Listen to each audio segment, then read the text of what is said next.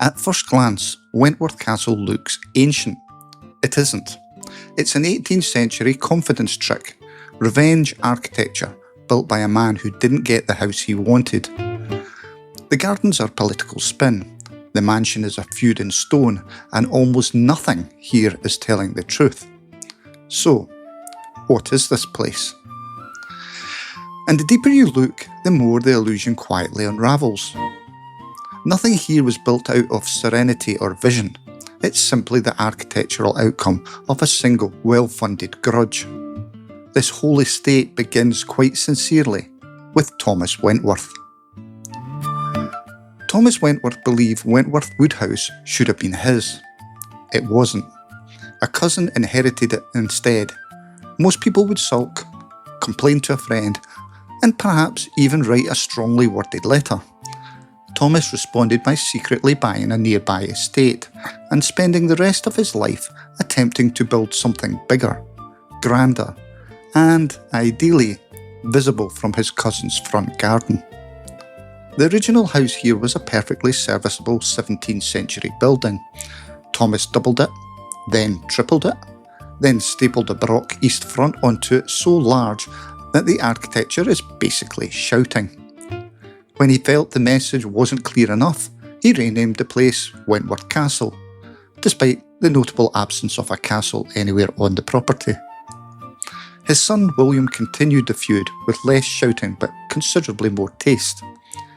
He added the Palladian South Front, a masterpiece so refined that even Horace Walpole approved. Between the father's Baroque grandeur and the son's cool Palladian elegance, you get a house that looks like two people arguing through architecture. It's magnificent, but when you stand in front of it, you start to feel it's been designed mainly to annoy someone who wasn't there. But Thomas didn't just want a nicer house, he wanted a legacy. And if he couldn't inherit one, he would fabricate one, literally. High on the hill you'll find Stainborough Castle, a medieval ruin built fresh in the 1730s.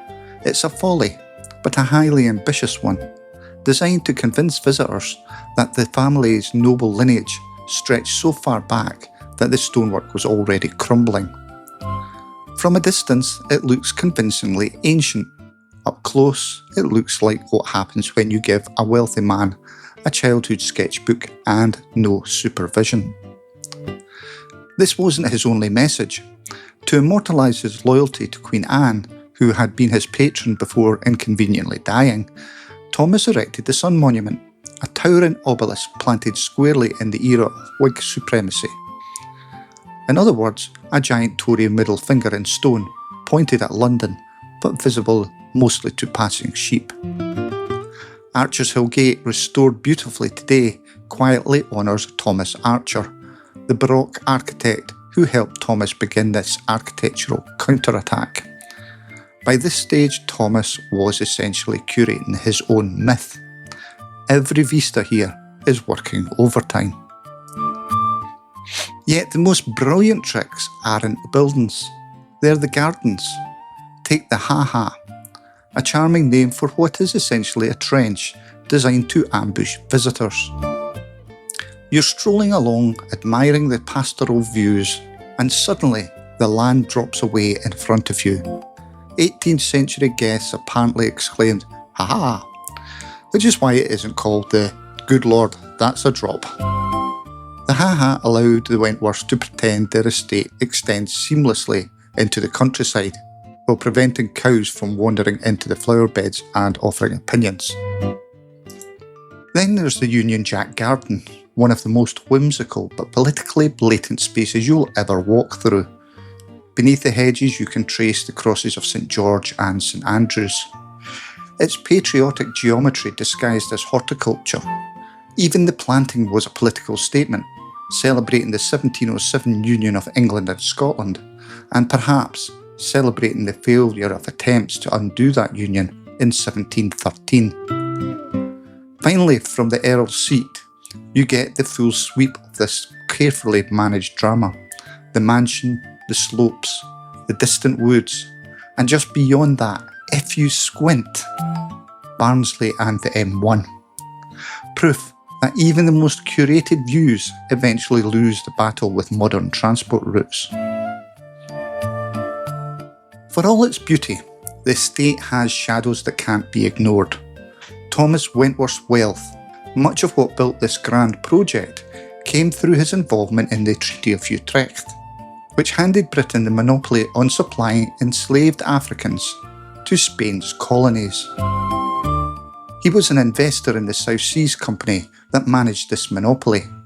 To commemorate his role, he placed in his garden a statue of a kneeling enslaved man holding a sundial. It's still on the estate today. It's uncomfortable, and rightly should be. Later generations built their wealth differently, thanks to coal seams discovered beneath the estate. With this fortune came the exquisite Victorian conservatory, an elaborate glass structure packed with plants from around the world, and equipped with electric lighting before Buckingham Palace had it. Because if you can't beat monarchy in land, you may as well beat them in wiring. Nearby, Lady Lucy's Walk offers a gentler reprieve, while the Fernery shows off the Victorian obsession with ferns. Pterodomania, a word that proves even horticulture goes through concerning phases. Today the gardens hold 3 national plant collections, making this not just a landscape of ambition, but one of conservation and care. If the story ended with this aristocratic revenge and uncomfortable wealth, Wentworth Castles would simply be another stately estate with a complicated past. But the last chapter changes everything. The house fell into decline, was requisitioned during the war, and eventually sold to Barnsley Council. Then, in the 1970s, Northern College moved in, an institution dedicated to adult education, working class empowerment, and political activism.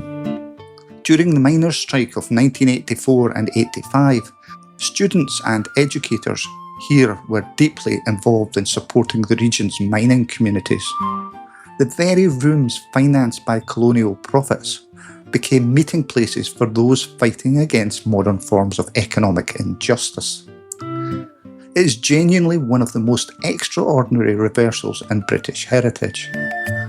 A revenge house built by privilege transformed into a college serving the very people whose labour once funded its upkeep. So yes, Wentworth Castle Gardens is beautiful.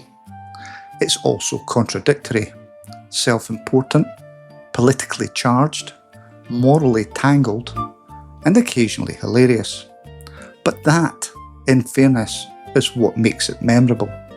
And somewhere among all that history, Hazel has found a stick, which, arguably, is the purest joy ever to come out of a feud between cousins.